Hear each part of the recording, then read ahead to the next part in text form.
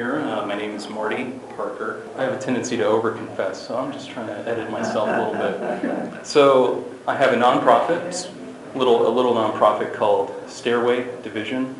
Big, long theological explanation. If you want to know, you can ask Philip at the end, because he's already got the download. So we're called Stairway Division, but we come alongside churches, and we train in apologetics, missions. You know, if you just need your people to be sensitive before they go out on a mission trip, where your people be able to share the gospel intelligently, we can help you do that. My wife has written a wonderful program on discipleship. That's available as well. So we're kind of like that. And then here's the presumptuous part. We will consult with pastors. But today, I want to talk to you a little bit about writing short stories. One of the things with short stories is that they're universal, okay? It is said by my friend who went to Western Seminary, so he knows something. It is said that the brain files data in a narrative, okay? So it likes to arrange data into a narrative. And so I think, well, why not? Let's write some short stories then. So I'm going to take some deep breaths here, look at my notes, shamelessly look at my outline, and see what is in front of me. So we have a real heart for the Japanese, and we really want them. We want the society to change at that level of conversation. Conversational evangelism is one of the things I teach every Monday night at 72nd and Duke. If you're out in Portland, please come on out. That's where I will be, and you'll get to see more of this face and hear more of this voice. You know, we're just about helping people make those bridges, those conversational bridges to Christ. Most of what we're going to do here is going to be really about the pre-evangelism side of things, okay? Does anyone know what pre-evangelism is? And feel free to speak up. Have you heard that term before? Pre-evangelism. Like kind of warming people up. Sure. To the gospel. Yeah. Preparing the soil. Preparing the soil, providing a context. Yes. Yeah, very good. I once heard that in Japan, we started level 0 in America, but in Japan you got to start at -8. Yes. Because there are 8 levels that they have no idea about. And so being born in this country, we have a kind of a 0, we call it a 0 level. Sure. But actually there's sub-levels even in America now.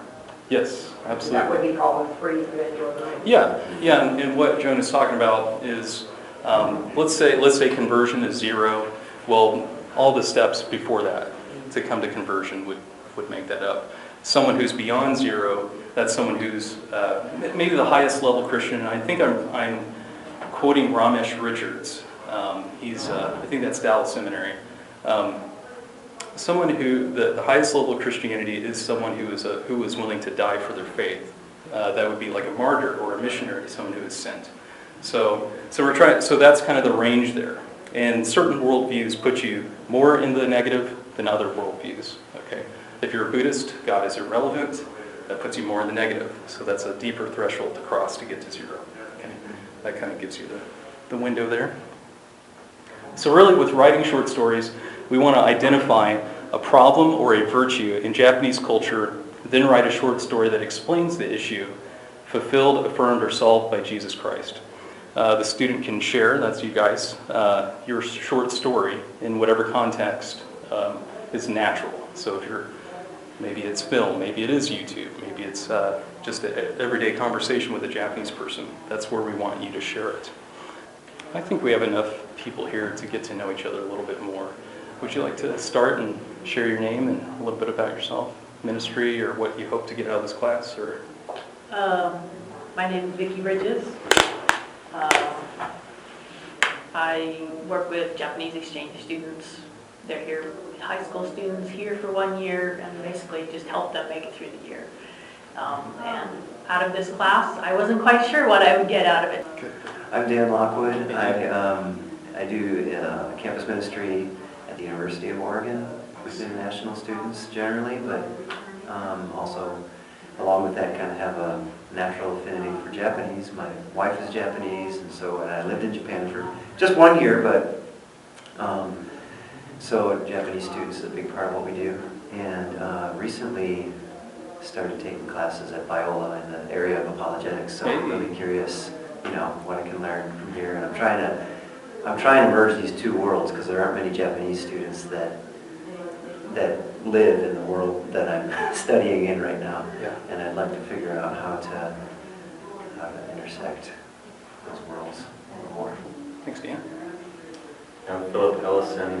I am from Minnesota. I was a born and raised in Japan, Michigan kid. So then I went back to Minnesota for university. Did that, and now work for Delta Airlines. I lose every argument I ever have. I'm not very good at arguing. I'm more of a peacemaker type.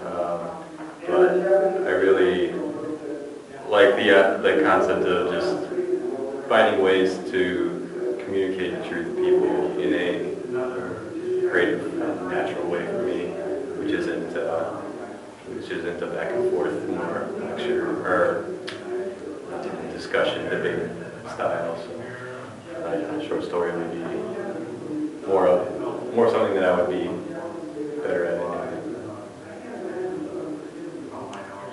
We've got an app for that. I'm Craig Beersdorf from Eugene, Oregon. I work in the university, just recently retired. I've hosted students for many, many years all over the world, but a lot of Japanese, and we're finding quite a reception among the Japanese recently. And along with Dan here, we also are trying to reach Muslims. And we're finding that stories are very, very important in the way of doing that also. At least that's my understanding. So the more I can learn about that, the better. Very good. Yes. Scott Smith, and my wife Stephanie, I think, shared a pretty good chunk about my backstory not that long ago. So, to be honest, I haven't really been involved in the planning or preparation for this, so I didn't know all of the workshops or anything like that. But she just told me about this. I was like, oh, that sounds really interesting, and even applicable to where I'm at now. Because even though I work in the corporate world currently. Being able to appropriately share kind of backstories, it's led to a lot of really interesting conversations. We have a lot more conversations about God than I ever expected to in the corporate world, where you kind of, the default narrative is like, oh, you gotta be careful and you're gonna get in trouble with HR or something. No, it's been really awesome. So, yeah. Thank you so much. Yes. Joan. I'm Joan Stoller. I was a missionary kid, went to Japan when I was 3, lived in Japan until 4 years ago, so basically my whole life. As I was raised there, worked there, then married and was there. However, I keep thinking, God gave me such a rich background in culture. He's given me a rich background in experience, and I write constantly because I'm a missionary. What else, And I constantly write to my Japanese friends. And I'm in writing constantly for that. But how can we be more effective? And my stories tend to be the stories of other people who have come to Christ. And at this age, you've got a whole raft of things that you can pull from. And I find the testimonies of other people are really what really hits. The Bible, yes, but how you can apply that story to a biblical principle that goes over. And I'll use the lady's testimony today, I got peace. And that's a real good testimony for the Japanese, because they have no peace. And my background of psychology and major with anthropology makes me just love culture and anthropology and how I can put it together with Christianity. Those were my 3 majors, basically, Christianity, psychology, and anthropology. So pulling it together is what it's all about. And so I think I better keep doing it. Thank you so much. How my name not No. He's a plant. No, I think stories are so important how we present the gospel from the Western mindset. That's kind of this expository. I love expository preaching too, but it tends to be more informational and cerebral. But whereas stories seems to be the heart, and I think for Asia and Africa, that's a key. But my main reason wanting to be is that I want to get to know you better. Because I've been enjoying that fellowship. It's like I want to hear what you have to say. Wow. All right. Yes, first like. So thank you so much for sharing. That gave me some time to prepare. So why do stories matter? Well, part of the issue here is that it might be pretty clear that in Japanese culture there's a deficit in plausibility structures. Okay, you might know what that is if you're listening to J.P. Moreland at all. So a plausibility structure is something that is going to make maybe the environment, the culture more conducive to something. Okay, that's what a plausibility structure is. And so I advocate that we just tell more stories as Christians to the Japanese. We could do that in American context, obviously, too. But we need to be able to tell more stories that contain principles, okay, those pre-evangelistic principles that will help people and help the culture at large in Japan become more open to the gospel. So think of it like this, and I shared this with Philip last night.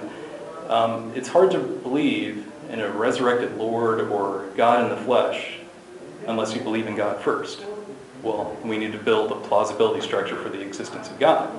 So that's what a story of yours could be about. Now, this could be anything, any minutia that we take for granted. We need to be writing stories about. Does that make sense? This is such a simple deal. We find the problem, we write a story about it, and then we ask follow-up questions. That's all this is. All these papers, everything. That's it in a nutshell. But it's the key of asking good follow-up questions to the story that you write is where you're going to generate continued conversation. So what's the difference between metabolism and combustion? Well, one is much more violent, but it could use the same energy, right? So one nourishes our body. We take food in and we metabolize it, and that goes and feeds our body, gives us fuel. But the same amount of energy could be burnt, with fire, okay? And that's more kind of what you're saying. I don't want to debate somebody. I don't want to set them on fire or set them off, lose this person and win the audience, which is a good thing, but it could be a bad thing too. We want the Japanese, we want them to metabolize what we have to say. And the way to do that is through stories and good follow-up questions, okay? So I just want you to write these terms down, or keep them in mind. If you use your cell phone, I know you're not texting your friends. So, Japanese identity. That's the first one. Japanese identity. Shame is the second one. Nature. So Japanese identity, shame, nature. Last one, beauty. Beauty. So I want you guys and gals to be able to go away from this place, and I want you to keep these concepts in mind. And I want you to write stories that connect the things that we take for granted, the principles of reality, our Christian worldview, those things that we take for granted. And I want you to connect it somehow to one of those four issues. These are the things, these I think are the pivot points into Japanese culture. Okay, we need to solve the issue of maybe the holes inside of Japanese culture. Every culture has these, okay? Every culture has these. We're all in the image of God, but we don't always function in that way, right? Because we're fallen, okay? So we don't do that in a perfect sense. So I want you to find those inroads to the Japanese culture, those points where it doesn't quite line up with an ideal. That doesn't look that much like Jesus. Okay, so for instance, in Japanese culture, like from the story earlier, you're not going to have pearl thieves. Okay, you're not going to have a whole lot of theft. Okay, well that's image of God stuff. And I was talking to one of my Japanese friends, and he was kind of indicating that, well, we're at the end of morality. We've kind of perfected it. And I said, well, all that proves is that you're in the image of God. And his face went red. Immediate. There's immediate connection. Find more resources, training, consultation, and giving at stairwaydivision.org.